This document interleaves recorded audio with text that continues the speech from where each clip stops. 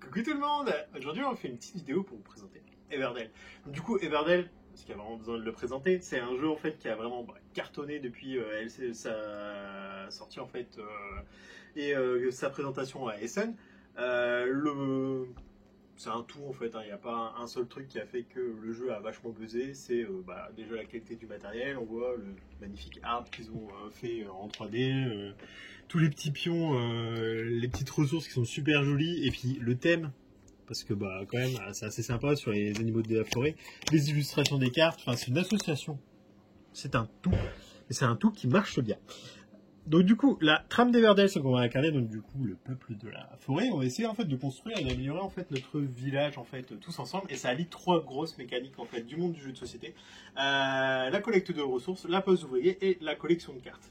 Donc du coup, à mon tour de jeu, en fait, je vais avoir le choix justement entre poser un ouvrier et donc du coup mon ouvrier, je vais pouvoir le poser sur déjà les lieux de base en fait du plateau, mais aussi, et ça j'ai trouvé ça super sympa, des lieux en fait qui vont être ajoutés et tirés de façon un petit peu aléatoire et qui vont changer en fait à chaque partie, ce qui donne une grosse rejouabilité au jeu. Je pourrais aussi me positionner en fait sur les différentes quêtes et événements du monde d'Everdell. Donc à mon tour de jeu, donc soit du coup je pose mon ouvrier, hop, je récupère ma ressource et ça passe tout simplement au joueur suivant. C'est très fluide en fait, il n'y a pas non plus j'attends pendant 8 heures le temps que le joueur fait toutes ses actions ou réfléchisse à sa stratégie.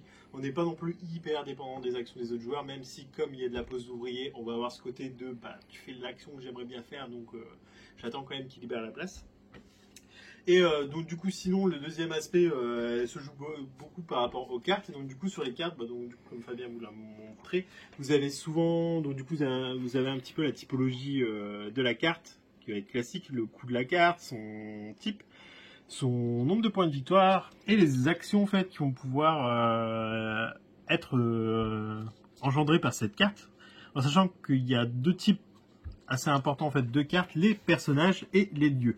Les cartes de lieu en fait vont vous permettre aussi de recruter les personnages gratuitement via un petit système en fait de raccourcis que vous allez pouvoir poser, tout en sachant que vous allez jouer en fait avec les cartes de votre main, mais aussi les cartes de la prairie qui sont disponibles en fait constamment pour chaque joueur. Quand je pose une carte en fait, je la rajoute simplement devant moi, j'en paye le coût et je vais être limité à 15 cartes dans ma zone de jeu, ce qui peut paraître beaucoup, mais assez peu aussi à la fois, parce qu'on va jouer sur 4 saisons. Et ce qui va être aussi une grosse nouveauté en fait dans Everdell, un gros moteur dans le jeu, c'est qu'on va pas forcément passer de saison en même temps, parce que c'est une action que l'on va choisir à son tour de jeu. Donc quand je passe de saison, tout simplement je vais retirer tous mes ouvriers, et peut-être que moi je serai encore en été, alors que les autres joueurs sont déjà passés à l'automne, ou inversement. Ce qui fait que pour de la pose d'ouvrier, forcément comme j'occupe une place, tant que je ne passe pas de saison, je ne récupère pas mes ouvriers, donc je continue à bloquer l'action.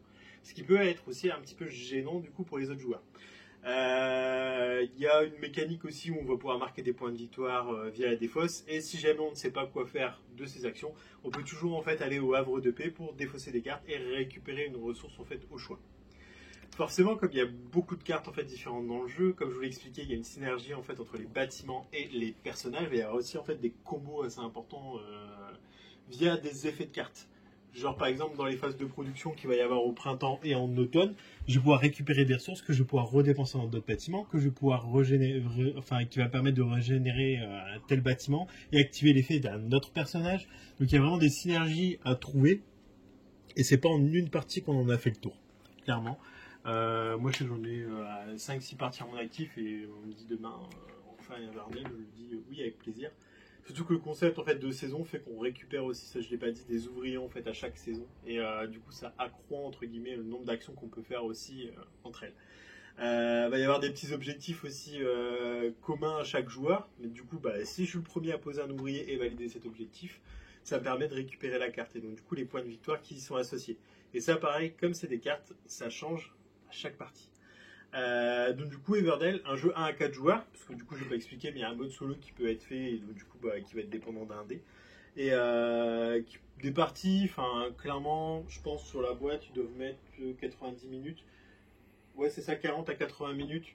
Je dirais, ouais, 1 heure. 1 heure et demie max, peut-être pour une première partie. Comme je vous l'ai dit, en fait, c'est assez fluide. Donc du coup, tu prends pas 150 ans en fait à prendre ta décision, tu fais ton action, ça passe au joueur suivant, puis ainsi de suite. Donc du coup, pour les fêtes de fin d'année, top en idée de cadeau parce que il y a le double buff, super jeu. C'est pas un jeu, je le classerai pas non plus en expert, mais en familial plus sans hésiter parce qu'il y a quand même matière à revendre, il y a des choses à faire avec ce jeu. Et niveau matos, pareil, top. Et j'en ai pas parlé, mais Everdell en fait enfin pour l'instant il n'y a que Pearl Brook qui est arrivé en extension en magasin, mais il y a 8 extensions si je dis pas de bêtises au jeu, et c'est toutes des extensions qui vont se rajouter sur tout le tour du plateau parce qu'on va construire forcément la ville d'Everdell en fait au fur et à mesure du jeu, donc du coup aussi via les plateaux des extensions. Voilà, du coup c'était Everdell, un jeu 1 à 4 joueurs qu'on vous recommande fortement. Bonne journée à vous!